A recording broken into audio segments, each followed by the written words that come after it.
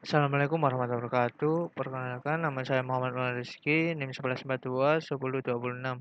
Saya akan mempresentasikan hasil kerja saya dengan tema implementasi metode helping terhadap tugas akhir mata kuliah TEFL pendahuluan di era globalisasi dan perkembangan teknologi yang cepat. Pendidikan tinggi diharapkan pada tantangan untuk menghasilkan lulusan yang kompeten dan siap menghadapi dunia kerja yang dinamis. Untuk itu, perguruan tinggi perlu meningkatkan kompetensi mahasiswa agar dapat memenuhi tuntunan zaman dengan merancang dan melaksanakan proses pembelajaran yang inovatif yang mencakup aspek sikap, pengetahuan, dan keterampilan secara optimal dan relevan. Metode penelitian. Penelitian ini menggunakan metode kualitatif deskripsi deskriptif dengan pendekatan studi pustaka. Penelitian kualitatif adalah suatu proses yang mencoba untuk mendapatkan pemahaman yang lebih baik mengenai kompleksitas yang ada dalam interaksi manusia. Hasil penelitian dan pembahasan micro-teaching.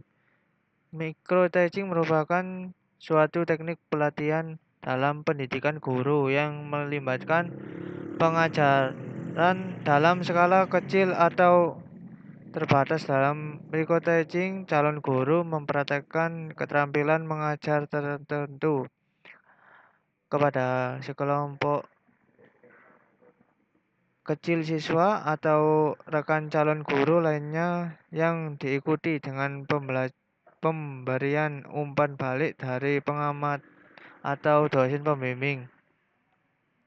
Teknik survei Delphi untuk memudahkan para ahli dalam mengisi survei mengenai tugas akhir mata kuliah TEFL. Peneliti menggunakan survei secara online yaitu Google Form. Survei dilakukan sebanyak 2 putaran. Penelitian meminta para penulis untuk melakukan peringkat setiap elemen jenis tugas akhir. Apa saja jenis tugas akhir mata kuliah TEFL? Pada hasil Pada hasil polling putaran pertama menunjukkan responden menyetujui beberapa rekomendasi terkait tugas akhir mata kuliah TEFL.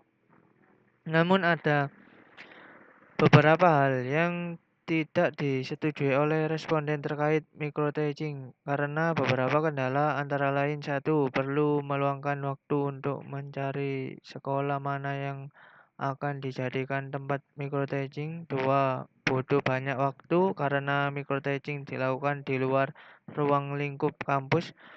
3. Untuk platform Instagram kurang efektif karena hanya bisa mengunggah video dalam durasi waktu 1 menit. 4. Untuk melakukan micro-teaching lintas prodi butuh koordinasi lanjutan dengan dosen-dosen dari prodi lain. Responden untuk mengurutkan skala prioritas dalam rekomendasi tugas akhir mata kuliah TEFL tersebut berikut hasilnya.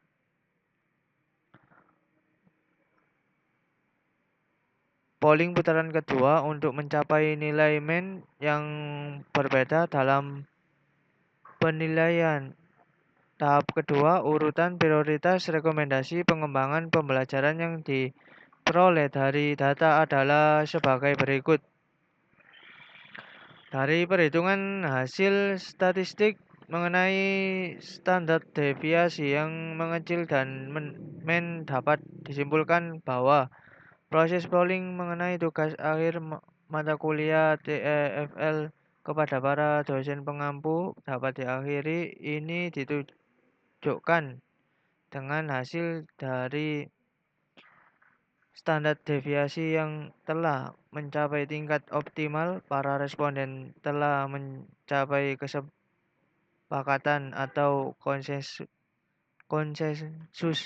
terhadap prioritas rekomendasi yang diajukan oleh peneliti.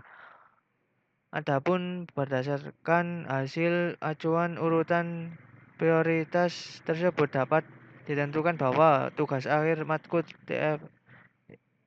TEFL berupa micro-teaching yang dapat diunggah di salah satu platform media sosial yaitu YouTube.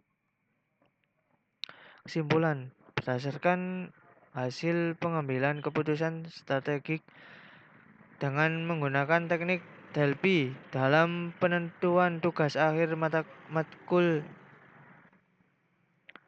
TEFL di salah satu universitas swasta di Jakarta dapat disimpulkan bahwa melalui teknik Delphi berhasil merekomendasikan bentuk tugas akhir yang berasal dari hasil konsensus prioritas 2 putaran dari semua para dosen pengampu mata kuliah TFFL. Strategi seperti bagaimana bentuk tugas akhir mata kuliah TFFL terkait micro-teaching dan bagaimana memberikan ilmu-ilmu yang sudah dipelajari kepada masyarakat luas agar nantinya ilmu-ilmu dalam bidang TFL tersebut dapat juga dilihat dan dipelajari oleh masyarakat luas. Selain itu, dengan membuat tugas akhir berupa video yang diunggah ke platform YouTube,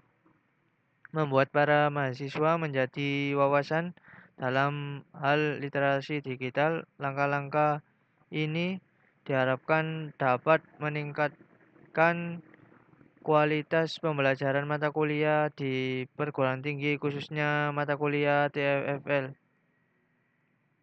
Sekian dari presentasi saya. Saya akhiri. Wassalamualaikum warahmatullahi wabarakatuh.